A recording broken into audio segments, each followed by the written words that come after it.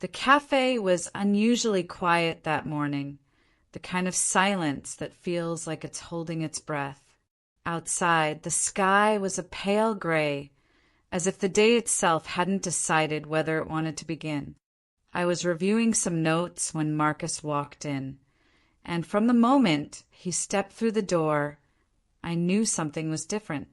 His shoulders were lower than usual, his eyes unfocused, as if carrying a weight no one else could see. He didn't greet me with his usual half-smile. He just sat down slowly, almost carefully, like someone who had run out of strength long before arriving. "Good morning," I said softly. He nodded, but the nod wasn't really a greeting. It was more like, "I'm here, but I'm tired." And in that moment, before he even spoke a word, I recognized something familiar, a feeling we all meet at least once, the moment when we think about quitting. Not because we are weak, but because we've been strong for too long. The moment when the mind whispers, "What's the point?" And the heart doesn't have an answer ready. I closed my notebook and looked at him with quiet attention. "Marcus, what happened?"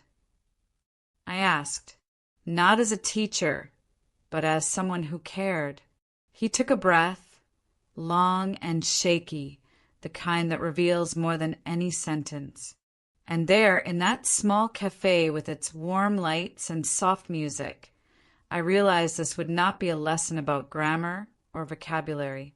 This would be a lesson about the days when English and life feels heavy, the days when we want to quit. "Marcus, you don't have to pretend today. Talk to me. What's going on?" I wish I knew how to explain it. Everything feels heavy. I woke up and, honestly, I just didn't want to try anymore. Did you feel like quitting? I did. Not only English. Everything. Just for a moment I thought, what's the point? There's always a point, even when we can't see it. Start with what you're feeling right now. Say it in English. I feel overwhelmed. Good. That's honest. Try again, slowly. I feel overwhelmed. One more time. I feel overwhelmed. Now add the truth that comes after it. What's behind that feeling? I can't focus. My mind is all over the place.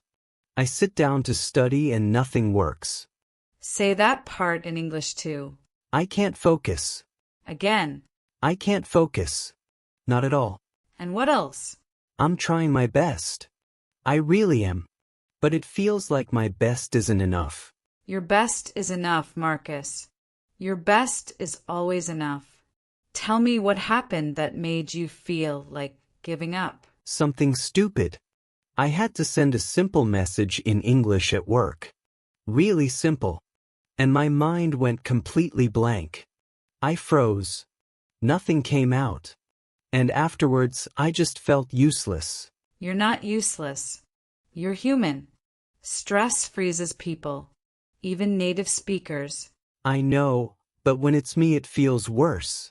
Like I'm the only one who can't get it right. I've been studying so much, Olivia. Hours and hours. And then one tiny situation shows up and I fail. You didn't fail. You felt pressure. There's a difference. It doesn't feel different. It feels like I'm stuck. Like everyone else knows how to move forward and I'm just standing still. Tell me that in English exactly how it feels. I feel like I'm stuck. I feel like I'm not moving. I feel like everyone else is doing better than me. Good. Now breathe and say one more thing. But I want to keep going. But I want to keep going. Again. But I want to keep going. Even if it's slow. There it is. That's the part that matters. Sometimes I wish learning English wasn't connected to everything else in my life. But it is. When I'm tired, it gets harder. When I'm sad, it gets harder. When life is messy, everything in English feels messy too. Language and emotion walk together. They don't separate themselves. You know what's strange? When I told myself I wanted to quit, I didn't actually want to quit English. I wanted to quit feeling like this. This pressure. This fear of failing all the time. Then tell me that part in English. I don't want to quit English. I want to quit fear. I want to quit feeling like a failure. Good. That's honest English. That's real English. But how do people deal with this? How do they keep going when everything feels heavy? Most people don't keep going because they're confident. They keep going because they're tired of stopping. That actually makes sense. Tell me something. When you froze yesterday, what did you tell yourself? I told myself, I can't do this. Now replace that with something else. Something true, not cruel. Like, I can do this, but I need a moment. Or, I can do this, even if I'm nervous. Or, I can do this slowly. I can do this even if I'm nervous. Again. I can do this even if I'm nervous.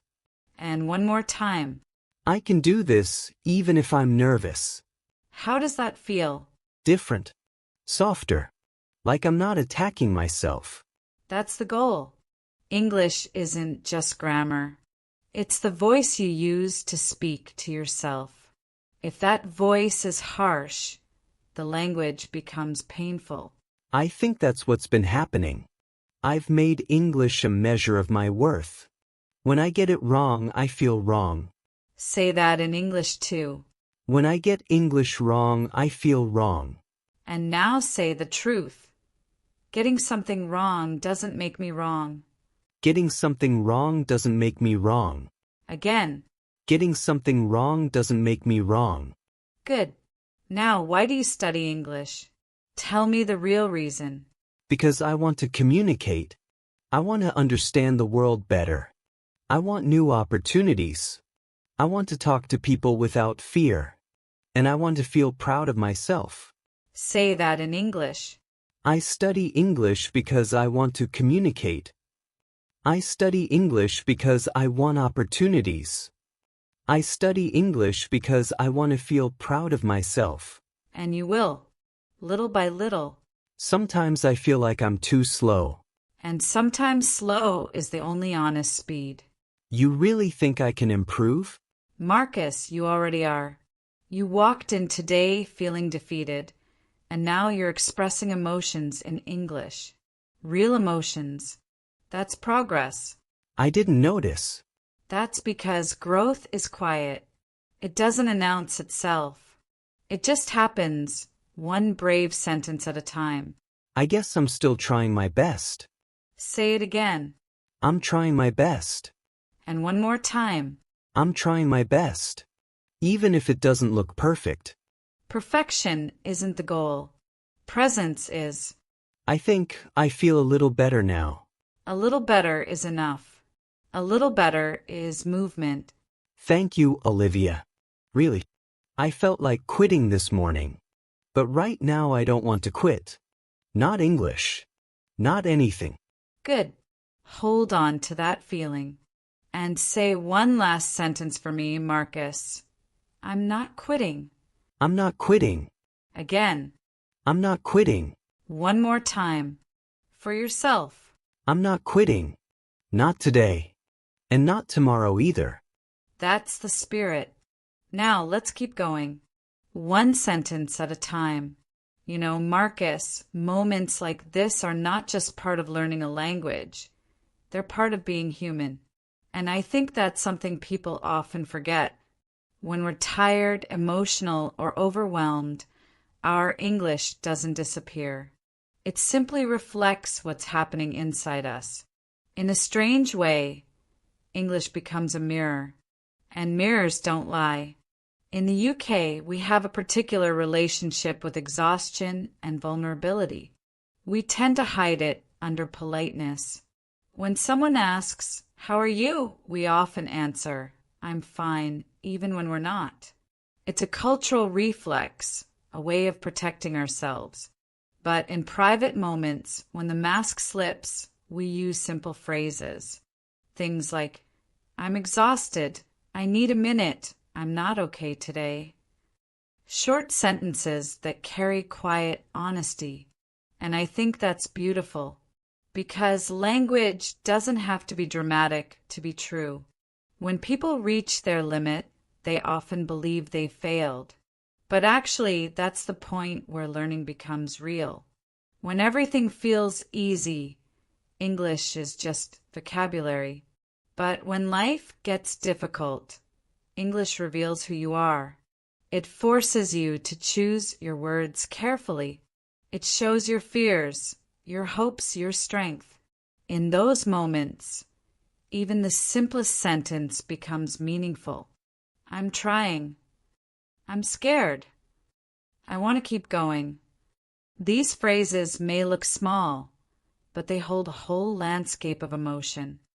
And when someone has the courage to say them in a second language, that's not weakness, it's bravery. So yes, moments like today feel heavy. They feel unfair.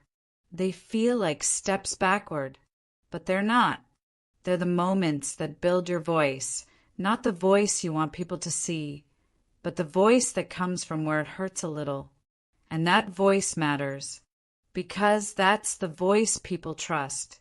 And more importantly, it's the voice that teaches you who you are in English. All right, Marcus. Now that you've said the difficult things, let's try saying the hopeful ones too. Start with this. I want to keep going. I want to keep going. Even if I'm tired. Good. Add one more truth. I want to keep going even if I don't feel strong today. That's honest English. Now try something lighter. Tell me how you feel in one simple sentence. I feel better now. Maybe not perfect, but better. Say it again, but slower. I feel better now. And one more time. I feel better now because I'm not alone in this. Exactly. English becomes easier when you stop carrying everything by yourself. You know what's strange? When I walked in, I felt like disappearing. Now I feel like talking. A lot. That's not strange. That's relief. Emotional pressure blocks language. As soon as you breathe, the words come back. Yeah, it's like my brain finally unfroze. Actually, let me try another sentence. I'm still learning, but I'm not giving up. Again. I'm still learning, but I'm not giving up. Add a reason. I'm still learning, but I'm not giving up because I want to trust myself. Good. Now, say something playful. Surprise yourself. Something playful? I'm tired, but my English is awake. Now that's true. And funny. Say it again. I'm tired, but my English is awake. There you go. Humor helps more than perfection. You know, earlier today I told myself, I can't do this. But now I want to replace it with, I can do this, step by step. Say it 3 times. I can do this, step by step. I can do this, step by step. I can do this, step by step. Good. And now tell me something positive about yourself in English. Just one small thing. One small thing? Oka, I'm trying. And I care. And I want to be better. Beautiful. Now connect those phrases. I'm trying because I care. And I care because I want to be better. Perfect. That's real communication. Not perfect grammar. Real emotion. Can I try something a bit deeper? Of course. I felt lost this morning, but now I feel like I'm finding a way back. Say it slower. I felt lost this morning, but now I feel like I'm finding a way back. Good. That sentence has truth in it. Here's another one. I thought I wanted to quit, but maybe I just needed someone to talk to. Exactly. Most people don't quit because they're weak. They quit because they feel alone. And saying things out loud makes them smaller, less scary. Language does that. When you put a feeling into words, you take its power away. Let me try something stronger then. I'm not quitting. Not today. Again. I'm not quitting. Not today. Say the version with hope. I'm not quitting because tomorrow might surprise me. Much better. You know, it's funny. English used to feel like a mountain. Today it feels like a hill. Hills are easier to climb, and you don't climb them alone. So let me try another. I'm learning to be patient with myself. Very important. Say it twice. I'm learning to be patient with myself. I'm learning to be patient with myself, especially on hard days. Good. Now, turn it into a promise. I will keep going even when it feels slow. And now a softer version. I will keep going even when I doubt myself.